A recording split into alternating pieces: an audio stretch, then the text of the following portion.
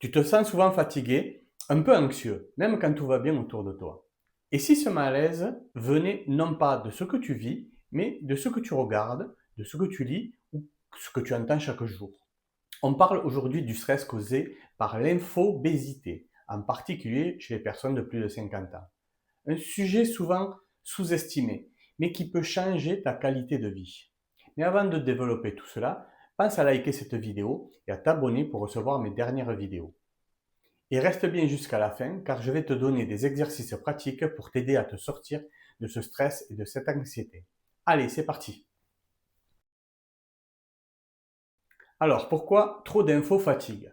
Depuis quelques années, un mot est apparu, le doom scrolling. Il désigne le fait de faire défiler encore et encore des nouvelles négatives, des vidéos anxiogènes, des drames, des conflits.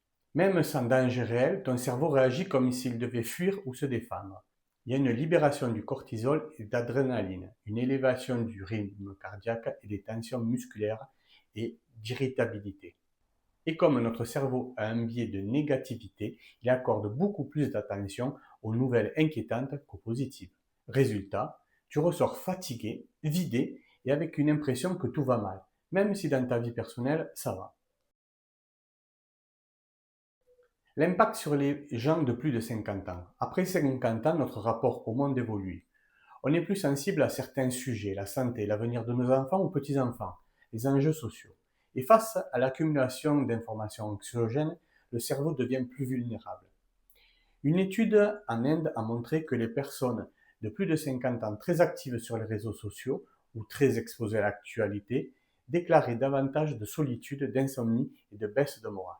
Même sans antécédent de troubles anxieux, on peut donc ressentir une anxiété diffuse, un repli sur soi-même, une fatigue mentale persistante. Troisièmement, les mécanismes invisibles. Quand on absorbe chaque jour des images violentes, des polémiques ou des débats agressifs, on développe ce que l'on appelle le Mean World Syndrome. Excusez-moi pour mon anglais. C'est une perception biaisée selon laquelle le monde est dangereux, méchant et imprévisible. Même si ton quotidien est paisible, tu vis avec la peur en toile de fond. Autre phénomène, la contagion émotionnelle. Quand tu regardes quelqu'un d'anxieux ou que tu lis des commentaires haineux, ton propre cerveau adopte cet état émotionnel. Les réseaux sociaux deviennent alors de véritables amplificateurs de stress collectif. Quatrième point, ce que dit la science et quelles sont les solutions. Heureusement, la recherche avance. Une étude américaine a prouvé que réduire son temps de réseaux sociaux à 30 minutes par jour suffisait à faire baisser l'anxiété, améliorer le sommeil et réduire la solitude. Le concept de digital detox, même appliqué 1 ou 2 jours par semaine, permet de retrouver plus de sérénité, de présence et de plaisir dans le réel. Et ce n'est pas une question de tout couper, c'est une question de dosage et d'intention. Cinquièmement, 3 étapes de transformation. Première étape, observe ta consommation, prends conscience de tes habitudes. À quel moment consommes-tu ces infos? Comment te sens-tu après une session sur Facebook, Instagram, YouTube ou autre, ou après 20 minutes de journal télévisé? En deux, pose-toi des limites claires. Pas de médias au réveil, ni juste avant de s'endormir.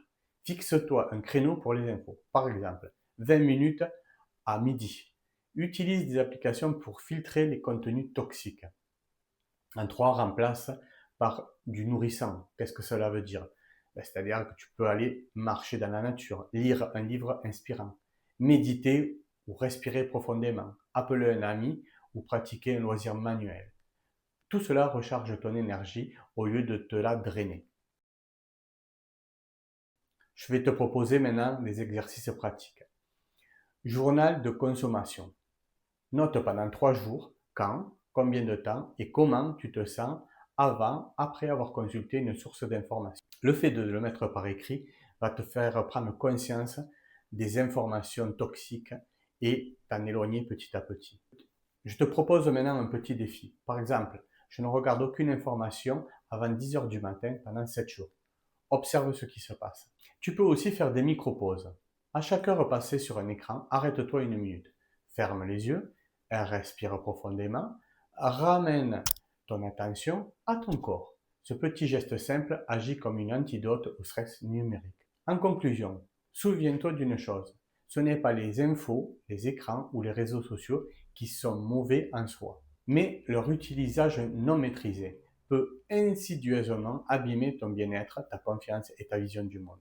Si tu as aimé cette vidéo, n'hésite pas à liker, à t'abonner si ce n'est pas encore déjà fait et à la partager avec des amis autour de toi. Je te dis à bientôt pour d'autres vidéos. Allez, ciao!